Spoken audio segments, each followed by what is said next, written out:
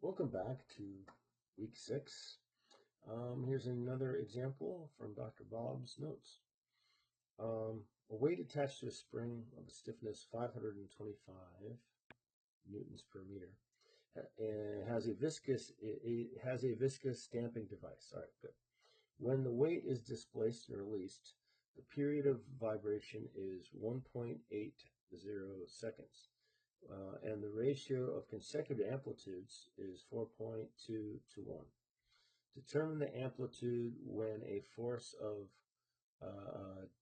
P equals 2 cosine 3t acts on the system. All right, so we're initially given some information, and it is a damped, unforced system. And so we can use what we know about a log decrement. So these aren't going away, they're interacting. So here we say between two consecutive things right here. First off, we're told that it has a period right here of 1.8 seconds. We also know that the ratio of these two things is 4.2 to 1. All right. So what we can do is find the log decrement, and that's peak over peak, so just a 4.2.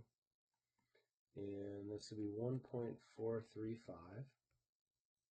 Let's change up colors so these are boring.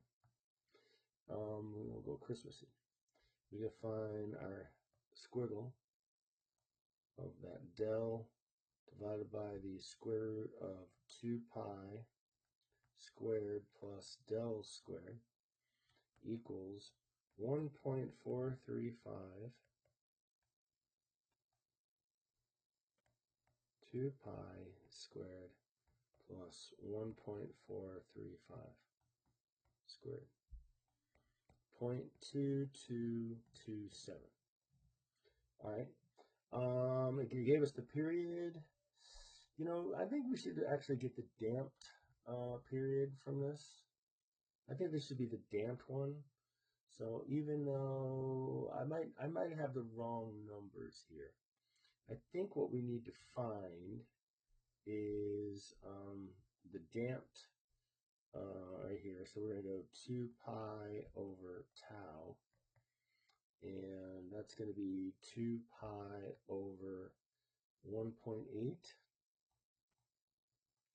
This ends up being 3.491 radians per second. And we know that that's also going to be equal to the natural frequency. So I have to modify my approach to this. 1 minus that squared. So we're going to get this by taking, omega d divided by 1 minus the square root there. So 3.491 divided by the square root of 1 minus 0.2227 squared. So 0.2227 squared minus 1. Get rid of that. Take the square root of it. Boom. And divide 3.491. And we get 3.5. Let me clean my calculator. 581 radians per second. And okay, so when taking a look at this right here, it has a forcing frequency of 3. Let's change to blue.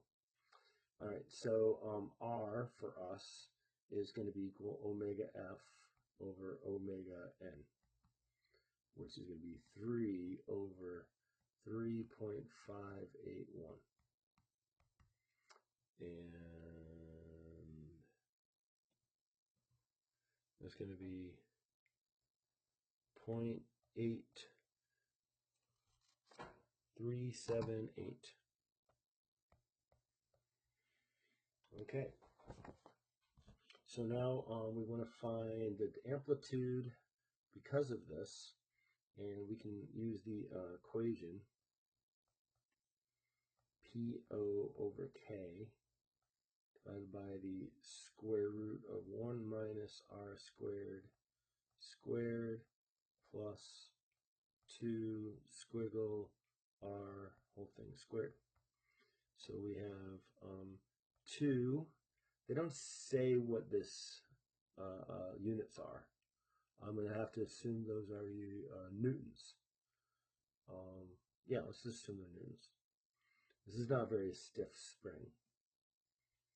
Not like in kilonewtons or anything. So 525, and then square root of 1 minus 0.8378 squared plus 2 times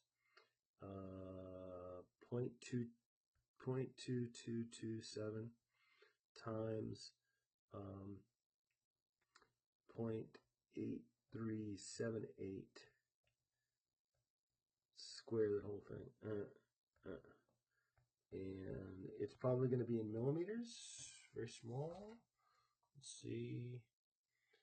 I have to do that one more than any of the others, so I'll use that number as 1 minus, but then square it, boom. And then use it again, 0.2227 times 2 times square it, boom, add them, square root them, okay. Then take 2 divided by 525, and now flip it and divide. And I get 7.976 E minus 3. These are meters. So our result is 7.98 millimeters. Somewhere right around 8 millimeters. You can't get, this is all predictive kind of thing, and so putting too many sig figs in there wouldn't make any sense. There you go. There are almost all of the examples. I've got another one in here, and I don't think we're going to want to cover it. I tried to, thought it'd be clever to bring in some Beard Johnson stuff, and I think it's just going to be too difficult.